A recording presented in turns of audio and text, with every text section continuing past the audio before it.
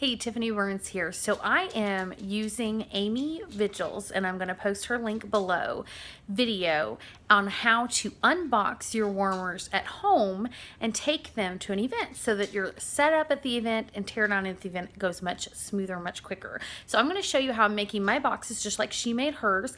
I didn't have some of the boxes that I was really wanting, so I've kind of makeshift mine, and so I want to show you that. So here is the look we're going for so that we can fit 6 warmers in the bottom there, and then we're going to put something in between so we can stack 6 more warmers, and then we'll put something else and be able to put dishes later. So I'll show you as we go. I don't have enough of the big boxes, so I'm going to use some of these smaller boxes that we get. Now these are the bigger, smaller boxes, if that makes sense. Usually come with like the warmer of the month maybe in it and that kind of thing. And then I am also using some of the brown bar boxes. Okay, so I took these white boxes that usually come with the warmer of the month, the bigger warmers of the month, and the scents in them, and I unfolded it and cut them apart and made them into these long pieces. These are the pieces that go down the center of the box, the length of it, the long way. So mine measure 21 3/4 inches by 14.5 inches. And there's a little give or take there, a little wiggle room, but that's roughly what they measure out to. Okay, then I took these brown bar boxes and I cut them apart, and they roughly measure 14 1/4 inch and almost 14 inches, maybe a little bit more than 14 would actually fit better.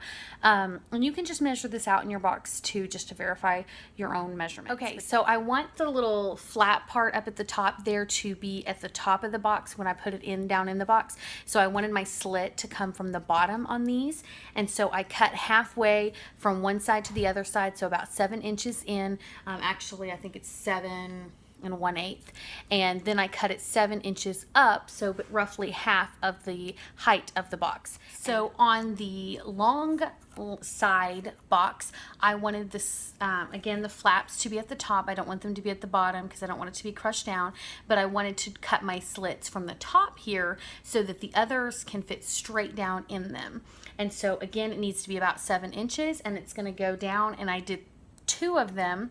So you can see there's one right here, and then there's one closer to this side, and that they're equal in length, like all the way across. So I measure the width all the way across, and then every third spot I cut, and that's where I put my 7-inch cut. So when putting my box together, I put the long box in here so that it's the length of the box. You can see it basically cuts it in half. Then I take the bar box that I created, and it's going to go perfectly down here. It works better with 2 hands, so I'm going to do it, and then I'll show you afterwards how you slide the slits into one another. So you can see the slits perfectly intertwined together, and so then it makes a perfect little cubby right here for the warmer, and you can see that it connects right there. And then I put another one here to divide up so that I have 6 equal parts. And then again, I'm going to put a divider between the warmers so that I'm able to actually fit 12 warmers that are out of the box in this box.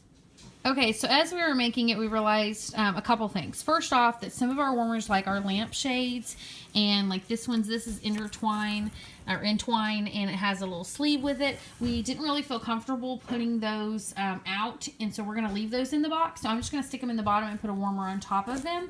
And then I realized I kind of messed up. I didn't actually watch Amy's video again as I was making it, and so I just started going and thinking I remembered it correctly, and I clearly didn't. She had an extra piece of cardboard along here and along here to kind of tighten it a little more.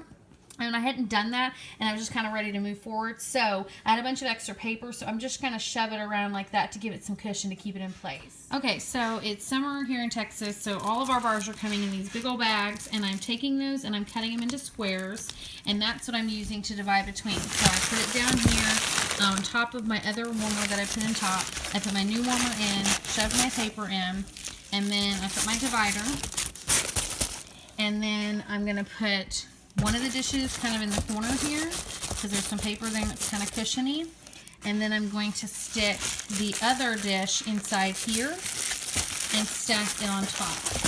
And so there's 2 warmers and 2 dishes there, and so I should be able to get a total of 12 warmers in this. Of course, these 2 go together, and I'm not going to unpack them, so I'll actually only have 11 warmers in this box. So I'm having to do the night lights a little bit differently. I've created some smaller dividers like this and put a slit down them and put them in the middle. And I have the night light sitting up, and then I put paper around it. And then I'm stacking cardboard on it. I've cut some random pieces, so that's why I did it that way, but you can do one solid piece. And then I'm putting the silver on it just to add some more cushion on there. And then I'm going to put the night lights upside down on here and have the additional divider in for that.